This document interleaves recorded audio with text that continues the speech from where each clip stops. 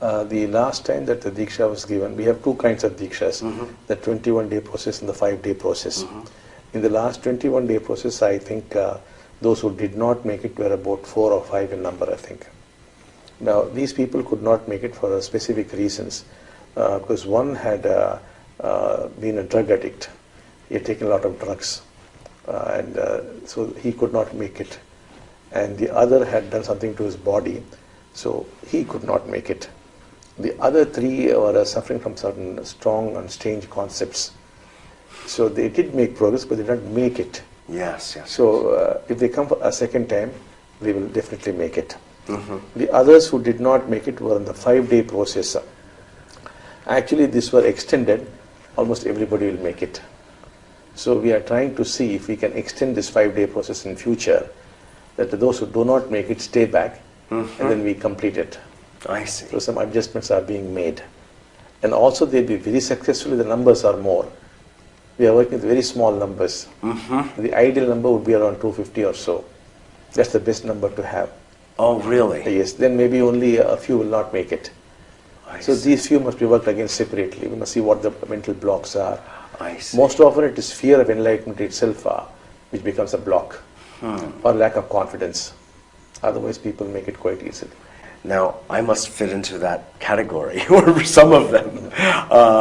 And surely I went through the process and did have some very awakening experiences on the first day of the Deeksha, and had a sense of its potency, power, and possibility based on what happened inside me. Then that experience of myself as such began to taper off. So, but if we're talking about an energetic and physical surgery, this case, like myself and with others, you sometimes say that it would take days, weeks, or sometimes months. But that in fact, based on the Deeksha itself, the enlightenment will come. Yes, normally after the Deeksha is taken, its lifetime is about 6 months. So in the following weeks and the following months, it could happen. But the only drawback here is if you're subjected to too much of stress, then it dies down. But let us say if you were to lead a very tranquil, calm life, especially near water bodies like lakes and rivers, the process will restart and complete itself. But then if you are going to live in a city like New York with its pollution and stress levels, it could become very difficult. Even there it is possible if somehow you could change your mental perception and you would enjoy the crowds of New York and enjoy New York life, still the process would continue. But if you become judgmental and if you start condemning aspects of that life, then the process stops. But otherwise the best thing would be for those who fail in the 5-day process, take another 4 or 5 days, get the mucus out, and the Deeksha completes itself. I see. For example, for you, what we are going to do is we're going to try to get the mucus out. Then the Deeksha will be triggered, and you will probably fly back enlightened. It has a lot to do with the mucus. It is in the body is in an eliminating mode. The sensory cells are very sensitive. Then they really pick up the Deeksha much faster, and the Deeksha which is gone and begins to act. So the best way to make the cells active is to drain the mucus out of the body. For which, of course, Ayurveda has got several lehyams it has got. It's got what are called lehyams and kashayams, various juices are there. They start eliminating the mucus in a particular way. And the moment that starts, the Deeksha begins to become very active. I see.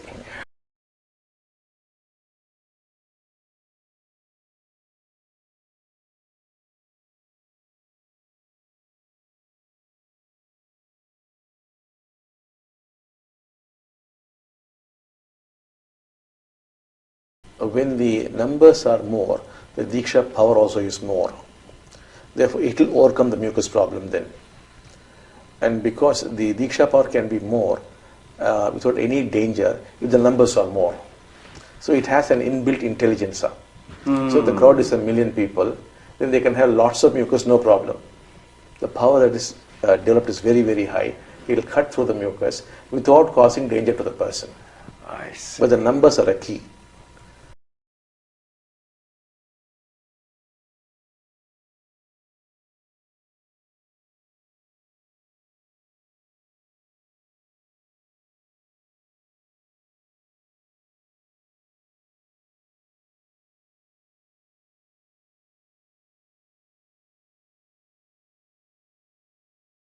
The other thing also, it would be more effective if in case we were to do this in their own countries.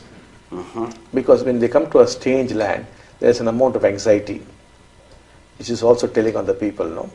Whereas for the Indians, it's much, much easier because they are in their own country, no? So they're far more relaxed. Yes. When you come down from another country, there's a certain amount of anxiety is there. Yes. So maybe in future, let us say Cristobal is there, if he were to be doing it in Mexico, it probably could be much easier than coming all the way down to India and something happening here. Sure, I And understand. if it were in Mexico, the crowds could be much larger. So making the whole thing much easier. Yes, yes. Similarly, yes. let's say tomorrow if you were to conduct in New York, with a big population of New York, it would be much easier. Yes, yes, yes. The ideal thing would be to do it in their own countries, through their own people. So the whole thing is to train up people from those countries. All those people who come here, we expect them to become leaders in their own countries. Because in this Dharma, everybody is a leader. Therefore, there are no leaders, in fact. Because everybody is a leader, where is the leader? Exactly. So, and they should do it. Right. So this is the preparatory phase, where from all over the world they're coming, and they are making it here. They'll go back, and soon they'll start it in their own countries. Yes, yes.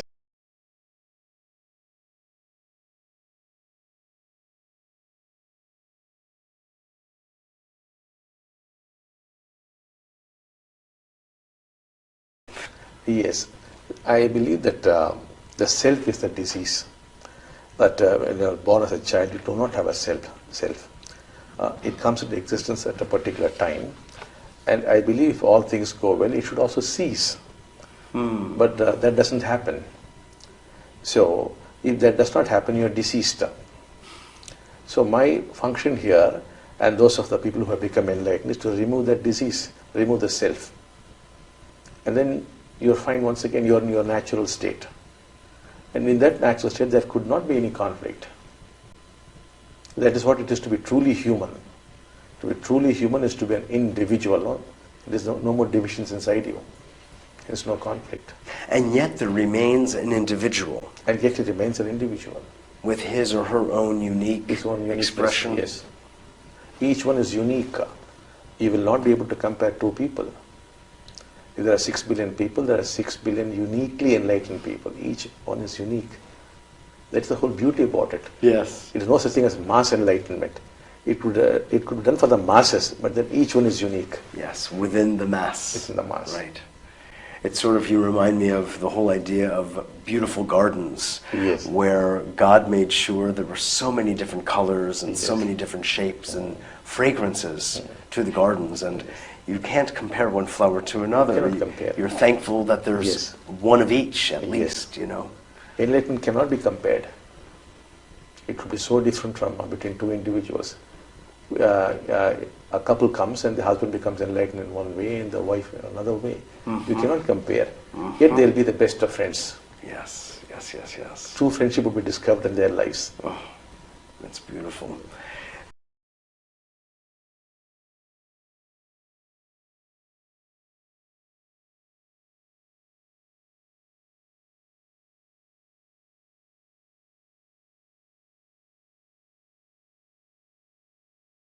Very true. That word is very appropriate in a very organic way. Because it's so tangible it is. It's no mental construction, you know. It's something very real, it is, that connection. You also described the state of enlightenment as truly our inheritance and truly our natural state.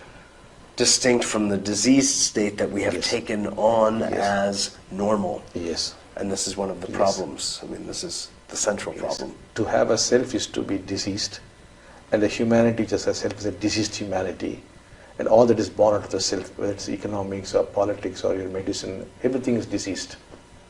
Yes. It's a miracle that we have survived so long. I say the same thing.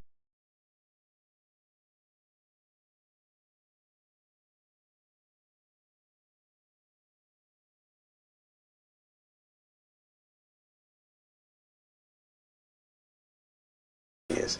We have found that a lot of people who are enlightened are actually free of long-standing chronic ailments. So we do find a remarkable improvement in health also, in both the physical and mental health. So these are the side benefits, the spin-offs. So there's something in the surgery, in the Yes. energetic, physical Yes. manifestation of enlightenment Yes. that does, what is it, how would you say, what does it do to the cells, for instance?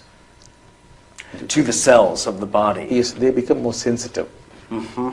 And with their becoming more sensitive, the whole body becomes more healthier. That also happens. Really? Yes. That's interesting. And because you can experience nature very differently, the senses are functioning at a higher efficiency. So it's a beautiful world that you live in. Yes. Yes. It has to be experienced.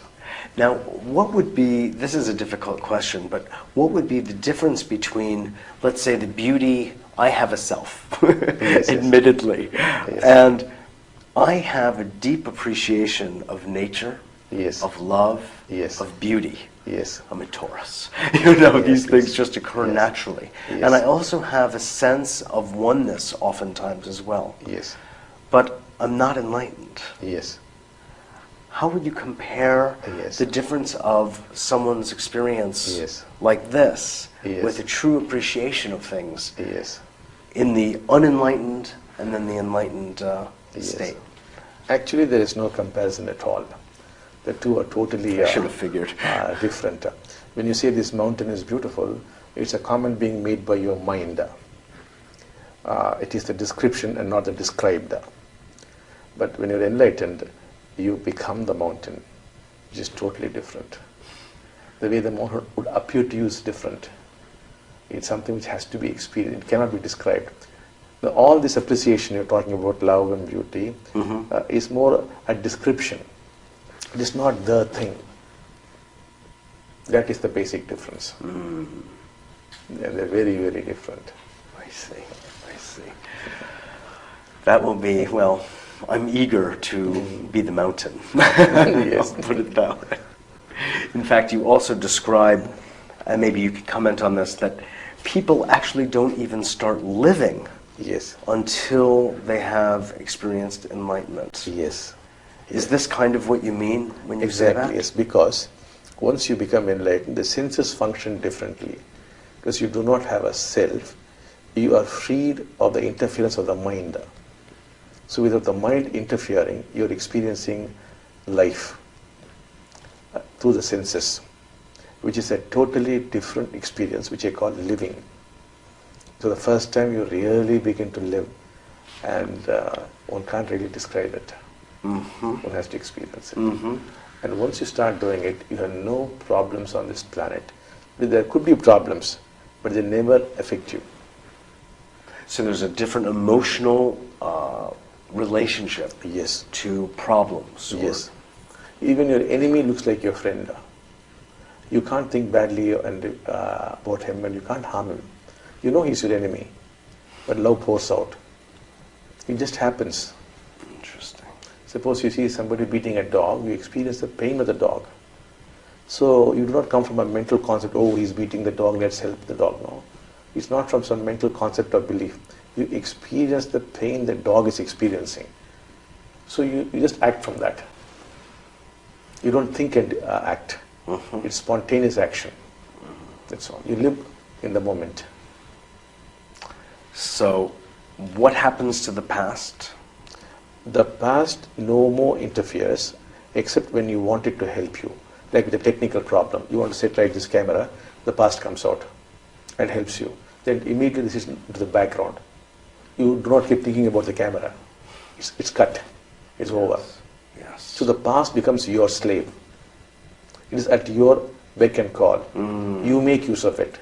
Right now, it is making use of you. When you are not enlightened, when you are not living, the past has possessed you. It is making use of your life for its survival. Because it functions like an entity. So your life has been mortgaged to the past. It could be a belief, it could be a dogma, it could be a concept, it could be anything. It has gripped you, It's holding you in its grip. You are being made use of. You have identified yourself with those concepts. It could be a Marxist concept, it could be any kind of concept. It just takes hold of you. And So you're gone. what you're saying really is the same, what you're saying about the past is also true then about the mind. Yes. The mind is there as an instrument for your use. Yes, that's all. It cannot make use of you. Right now it is making use of you. You are not living. The past is living. When you're talking to a person who's not enlightened, you're talking to his past. All those mental formations, those concepts, that conditioning, that belief, all that. Right. The person is not there. And yet, each individual, when he is or she is born, comes enlightened. Yes. So there is a memory. Yes. There's something in the body that Yes. remembers Yes. that state. Yes. Would you describe what you're doing as awakening that memory? Is that it, Yes. or is in it a way different? you can talk that way. I'm awakening it. Is that an accurate Yes. way of Though describing? we might not use the word memory, Okay. because it is no memory, It is just that living, an act of living, how the body is designed to function. But you can say the program is in the DNA. In that sense, we can call it as a DNA memory, Okay. not a psychological memory. Yes. It's physical. Physical it is. And that brings up a question which has to do with a lot of the clearing processes that go on here. They, what you call samskara shuddhi, of the clearing of emotions and patterns and suppressed emotions and all of that. If we are, as a humanity, ready to receive the Deeksha and be enlightened, what then is there a necessary clearing that needs to take place? But this is only for the early people, the 60,000 I'm talking about. It's like starting the motor. Once this is started, you do not need a samskara shuddhi. You need nothing, in fact, is going to be that fast and that easy. That is why I often refer to these people as the warriors who are going through all these difficult things. Mm-hmm. It's not required in the future. I see.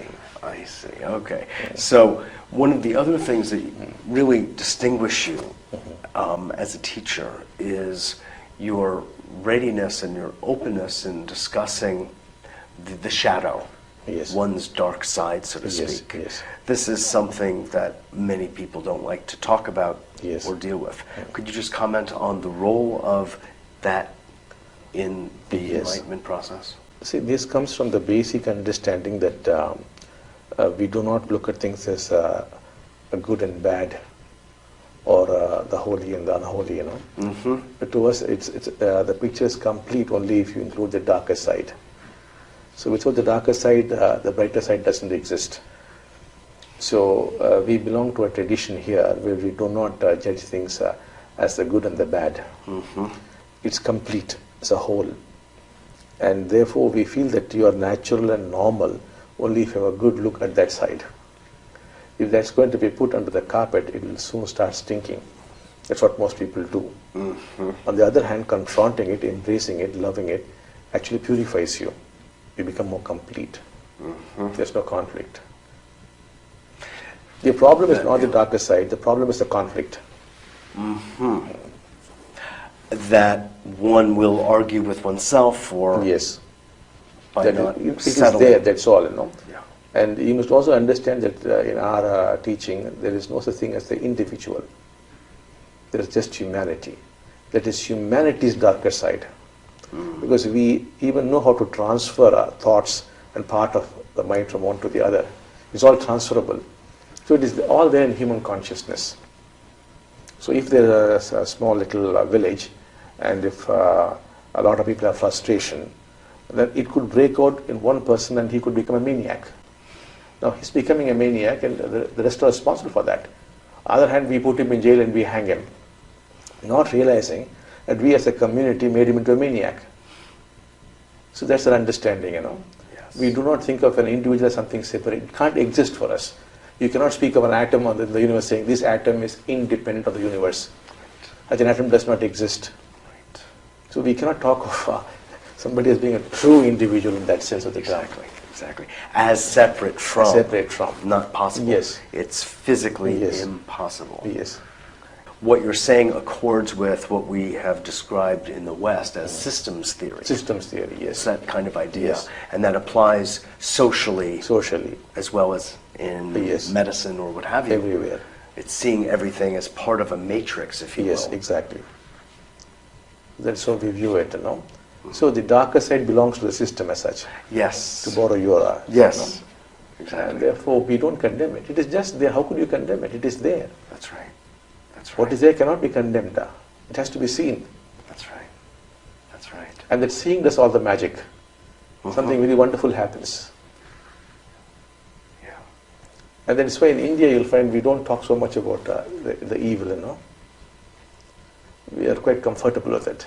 I see, right. You have made friends with it. And Make friends with it. It is right. so. You know it's there, Yes. and you live with Yes. it, and yeah, Yes. it's very healthy. Yes. We have much to learn in the West Yes. about that attitude. Sometimes we have gods who are looking very frightening, and sometimes even looking evil. So it is the worship of the evil side in us, you know. We accept it. Yes, it is there. Yes, yes, yes. You can't push it. Right.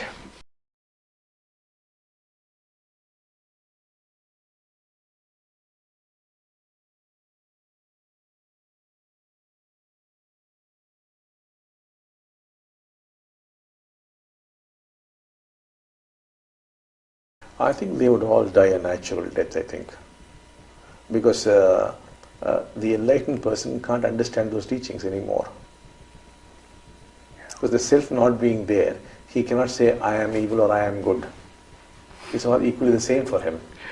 There's no person there to make any comments. Right. It is there, that's all. Right. That's that. He's not the owner anymore. Negative thoughts pass through him, to the enlightened person. But he wouldn't be blaming himself. It's a negative thought. He could have a murderous thought. He'll say, oh, it's passing through me. That's all. He could have a lustful thought. Oh, it is going there. He no more identifies himself with it. Not that the enlightened person is free of these things. He could go to a certain area where murder has happened, or a rape has occurred, or something terrible would have happened. As he passes physically to that area, his thoughts pass through him. But he knows they are passing through him. Yes, yes, yes. So there is this space Yes. between the function of the mind Yes. and his own being. His own being. And he doesn't identify with Identify. those thoughts Yes. and make them his own. There's Yes. no ownership. There's no anymore. ownership.